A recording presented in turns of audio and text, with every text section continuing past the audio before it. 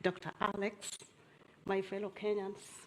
First, I say karibuni to our guests and jambo. So, Mr. Deputy President, I've got two questions. First of all, let me just say, my name is Rosemary Adigor, and I'm the PR and Marketing Director for Asimio UK chapter. So I've got two questions for you. First, when you formed the government with His Excellency President Kenyatta, he treated you more like a principal. And in that case, you were given some of the most powerful dockets that, as any deputy president, we've never seen that sort of. So that was generosity from his part. But you also played because you also brought the number with you. So it was like this. So what I want to ask is, what are you going to do different, having seen the level of corruption, unprecedented corruption that engulfed our country to an extent whereby people can't even afford to buy milk, people can't even afford to buy even just oil. And yet we have people who they are just rolling in lots of money. They are just, they can have a car from Monday to Sunday. And Kenyans are starving. Second question, please, because we've got lots and lots of questions, please. So I just ask you, what are you going to do different to Kenyans? Second question, should you not win the election, are you going to concede defeat and be an advocate for peace in our country? Because we know the story and we are all eyes open. We are watching. So thank you. And lastly, I just No, two. The lady in the middle here, please. Ahmed, yeah, we'll go for 3 plus 2. Excellency, Deputy President, thank you for sharing with us your convictions. I am Nashwat Megwar, Head of Political Practice at Concerto Global Public Affairs. I have 2 questions. The first one is a more political one. As we all know, on 9 August, there are many risks for a fair election. So on which tools do you rely to ensure a fair, transparent and inclusive election, and how can the international community support you this way? The second question is more economic. How can the international investors plug to your bottom-up platform vision to create employment and value in Kenya?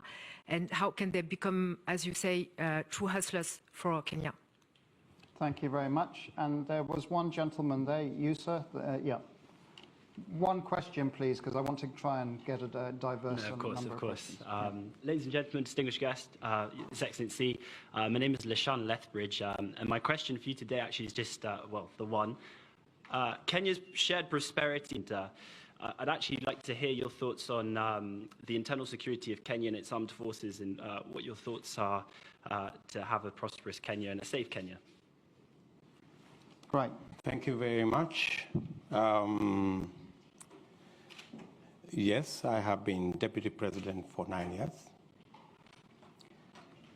I don't know which dockets were given to me, because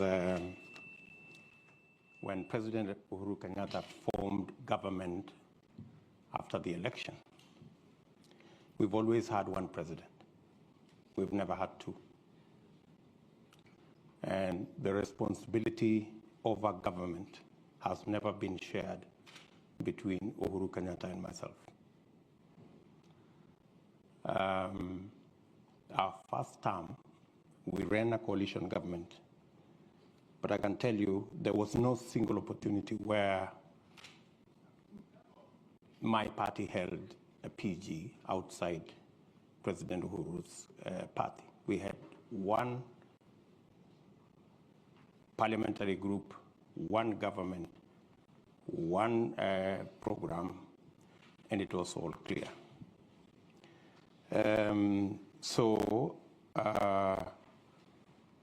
There were no dockets that were given to me. I didn't appoint no minister anywhere. Everybody was appointed by the President of Kenya. And The difference, maybe you could ask, is between our first term and our second term.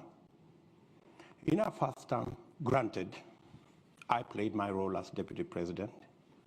The president assigned me many responsibilities, which I discharged with distinction from where I sit. And that is why, in our first term, we rolled out our plan to build the standard gauge railway. We have built 700 kilometers. I was part and parcel of the entire delivery plan. We set out to build 10,000 kilometers of tarmac road in Kenya. By June this year, in 3 months or so, we will have actually done 11,000 kilometers. I sat long hours with officials in government to design how that was going to happen. Same case to our TVET program. Same case to all the other programs that we delivered on our first term. And to demonstrate our success, we were re-elected in our second term with twice the margin we had been elected in 2013, clearly demonstrating that the people of Kenya were happy with our delivery. Unfortunately, in our second term, because of the political dynamics that came into play, the president told me that he wanted to do things differently.